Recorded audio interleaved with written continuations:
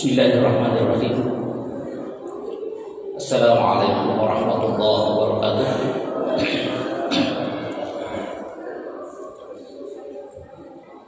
Subhanallah walhamdulillah wa la ilaha illallah wallahu akbar wa la hawla wa la quwwata illa billahil aliyyil azim.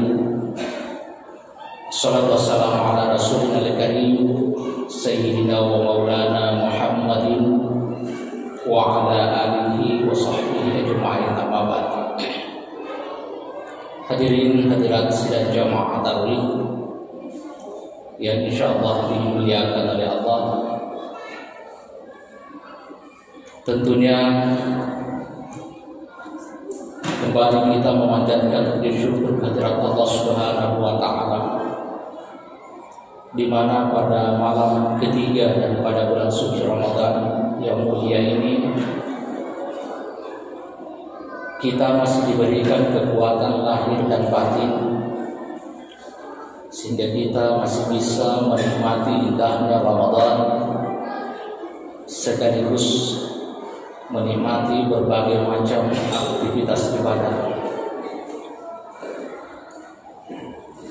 Ada banyak saudara kita saat ini jangankan untuk menikmati indahnya Ramadan, bahkan sekedar untuk keluar masuknya nafas di rongga hidungnya harus dibantu dengan oksigen. Di satu sisi tidak sedikit di antara saudara-saudara kita yang secara fisik mereka kuat dan sehat, akal pikirannya pun normal, tetapi mereka tidak tersentuh hatinya untuk melakukan apa yang diperintahkan oleh Allah Subhanahu wa taala. Bukan karena fisiknya yang sakit, bukan karena rohaninya yang tidak normal, akan tetapi spiritualnya yang bermasalah. Ulama-ulama kita memberikan perumpamaan bahwa begitu besarnya rahmat, nikmat, karunia yang Allah turunkan pada bulan suci Ramadan jauh lebih deras dibandingkan dengan turunnya hujan di muka bumi ini. Kalau kita tidak tersentuh airnya, minimal kita tersentuh percikannya. Kalaupun kita tidak tersentuh percikan airnya, minimal kita merasakan dinginnya, segarnya, sejuknya air hujan itu. Oleh karena itu ketika ada orang yang tidak tersentuh oleh turunnya rahmat dari Allah Subhanahu wa taala di bulan suci Ramadan, maka barangkali itu yang disebutkan dalam Al-Quran, innal insana li rabbihi lakanud. Sesungguhnya manusia, kata Allah, benar-benar memiliki sifat lakanud. Apa itu lakanud? Imam At-Tabarani menafsirkan makna kata lakanud, yakni al-ardul kanud, tanah yang gersang. Bagaimana sifatnya tanah yang gersang? Apapun yang ditanam di atasnya tidak akan tumbuh dengan baik. Walaupun mungkin disirami dengan air hujan, tetap tanaman-tanaman yang kita tanam di atasnya tidak akan bisa tumbuh dengan baik. Yang kalau disifatkan kepada manusia, maka diumpamakan orang-orang yang hatinya gersang, sehingga sulit rasanya menerima sentuhan-sentuhan nasihat. Hatinya tidak peka menyaksikan orang-orang di sekitarnya sibuk melaksanakan ibadah. Hatinya tidak merasa iri ketika menyaksikan orang-orang di sekitarnya sibuk melakukan berbagai macam kebaikan. Kebalikan dari sifat lakanud adalah sifat asyakur. Makna asyakur adalah tanah yang subur, sehingga apapun yang ditanam di atasnya akan tumbuh dengan baik, apalagi ketika sudah tersentuh dengan air, yang kalau disifatkan kepada diri manusia, maka itu adalah menggambarkan sosok manusia yang hatinya peka terhadap sentuhan-sentuhan nasihat.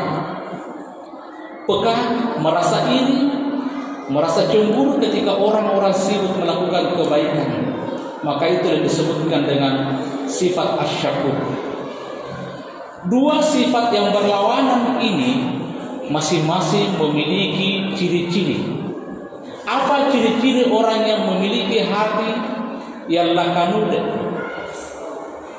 Orang yang punya hati lakanud, salah satu cirinya adalah ketika diberikan nikmat oleh Allah Subhanahu wa taala, maka nikmat itu bukan dipakai, digunakan untuk melakukan perintah Allah, untuk mentaati Allah, tetapi justru nikmat itu dipergunakan untuk bermaksiat, semakin jauh dari Allah Subhanahu wa taala. Kalau ada orang diberikan kesehatan bukan dipergunakan untuk melakukan kebaikan, tetapi justru melakukan maksiat, maka itu termasuk dalam kategori lakanud dalam Al-Quran. Yang kedua, ciri-cirinya orang yang lakanud, ketika tertimpa musibah, maka dia mengeluh seolah-olah dialah orang yang paling menderita, seolah-olah dia tidak pernah mendapatkan nikmat dari Allah Subhanahu wa taala. Jadi barangkali kalau kita ambil perumpamaan, 1 tahun dia sehat bugar, begitu dia sakit 1 minggu, dia mengeluh seolah-olah dialah orang yang paling menderita, seolah-olah dia tidak pernah merasakan kesehatan. Ibarat orang yang punya uang 1 juta, hilang uangnya 100.000, yang dia ratapi adalah 100.000, seolah-olah dia sudah tidak punya lagi uang. Dia lupa bahwa masih ada uangnya yang tersisa 900.000. Kemudian ciri yang ketiga dari orang yang memiliki sifat lakanud adalah lupa siapa yang memberi dia nikmat selama ini. Sebaliknya orang yang memiliki sifat asyakur, ciri-cirinya hatinya peka, jiwa spiritualnya mudah tersentuh oleh nasihat-nasihat agama, dan dia sangat pandai mensyukuri nikmat Allah.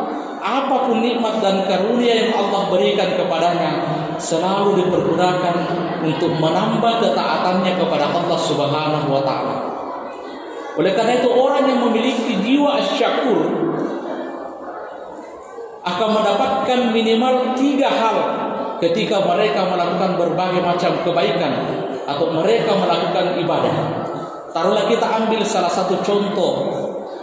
Orang yang memiliki jiwa asyakur, ketika mereka melakukan ibadah puasa, maka ibadah puasanya akan melahirkan 3 hal.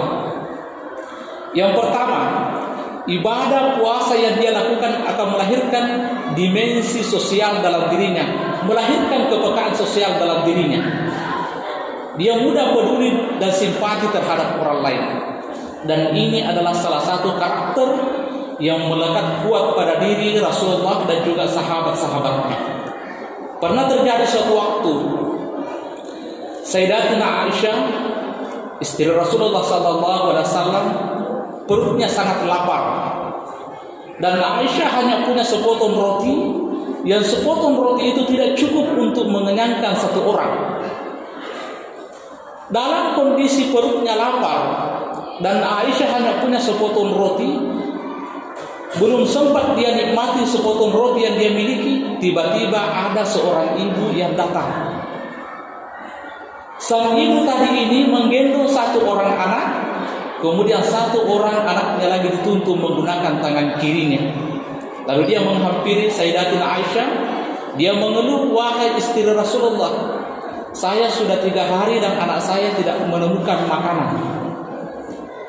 Sekiranya ada makanan yang bisa engkau berikan kepada kami, tolong berikan makanan itu kepada kami."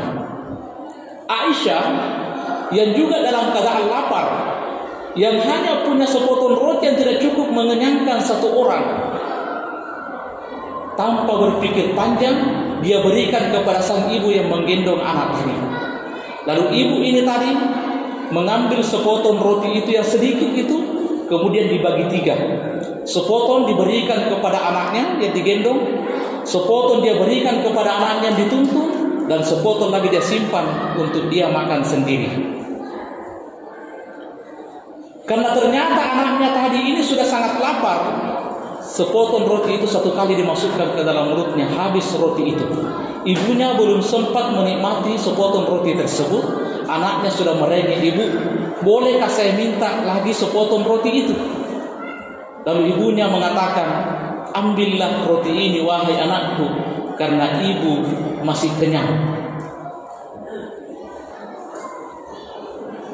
Ada beberapa pelajaran bermakna yang bisa kita peroleh dari kisah ini. Yang pertama, apa yang dilakukan oleh Aisyah radhiyallahu anha menggambarkan bahwa beliau memiliki kepedulian sosial yang sangat tinggi, sehingga walaupun dia dalam keadaan lapar, dia lebih peduli kepada sang ibu tadi. Akan tetapi yang paling mencengangkan dari peristiwa itu, melihat sang ibu tadi ini memberikan roti itu kepada anaknya lalu berbohong kepada anaknya. Ibu ini berbohong, mengatakan, "Wahai anakku, ambillah roti ini, ibu masih kenyang." Menyaksikan hal itu, Aisyah tidak mampu menahan air matanya, meneteskan air mata. Apa yang terbayang dalam pikiran Aisyah? Begitulah besarnya pengorbanan orang tua kepada anaknya, sehingga rela menunda keinginannya. Untuk apa? Yang penting anaknya bisa senang. Banyak orang tua, kita tidak tahu bagaimana besarnya pengorbanan orang tua kita dulu, sehingga kita bisa tumbuh menjadi manusia seperti yang kita rasakan hari ini. Kita tidak pernah tahu berapa banyak keinginannya orang tua kita dulu yang dia tunda, bahkan dia tidak bisa nikmati keinginan itu. Untuk apa? Demi untuk membesarkan kita anak-anaknya.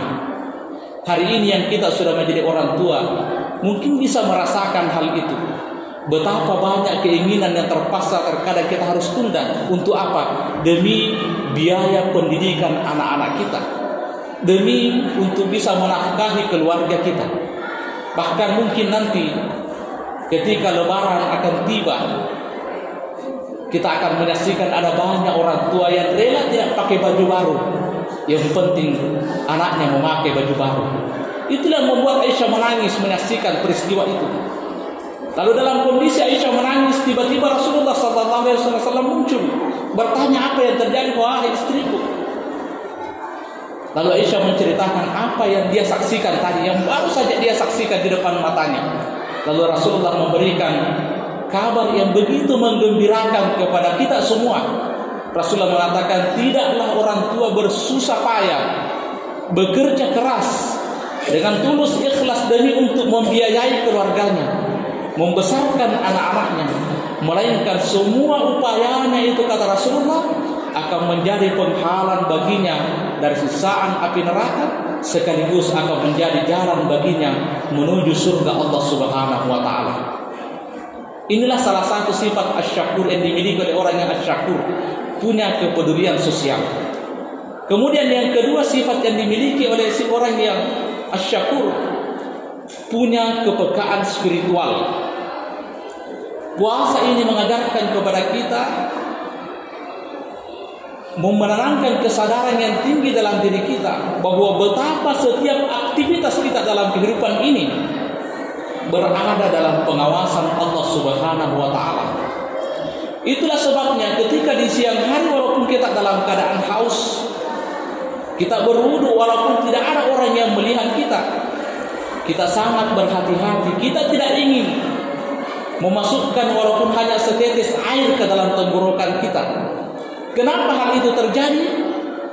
Karena ada kepekaan dalam diri kita, ada keyakinan dalam diri kita, ada kesadaran spiritual dalam diri kita bahwa apapun aktivitas yang kita lakukan, kita senantiasa dalam pengawasan Allah Subhanahu wa taala. Yang kalau karakter ini kita bawa ke kantor bagi orang yang bekerja di kantor, kita bawa ke sawah, ke kebun bagi orang yang bekerja di sawah dan di kebun, sifat pengawasan Allah yang melekat pada diri kita, kita bawa ke dalam pasar, maka insya Allah akan tumbuh, akan lahir orang-orang beriman yang akan menebarkan kebaikan kepada lingkungan dimanapun mereka berada. Hadirin sidang jamaah tarawih yang dimuliakan oleh Allah, saya lihat di sini ada peraturan tidak boleh melanggar 15 menit. Saya lihat jam saya juga sudah lewat 15 menit. Saya khawatir terkena sempritan. Oleh karena itu, mudah-mudahan Allah menggolongkan kita, mentakdirkan kita menjadi golongan hamba-hamba yang asyakur, bukan golongan hamba-hambanya yang lakanud, yang susah menerima nasihat, yang tidak peka terhadap kebenaran-kebenaran yang ada dalam Al-Quran dan hadis atau yang ada dalam agama Allah Subhanahu wa taala. Minallahil musta'an. Assalamualaikum warahmatullahi wabarakatuh.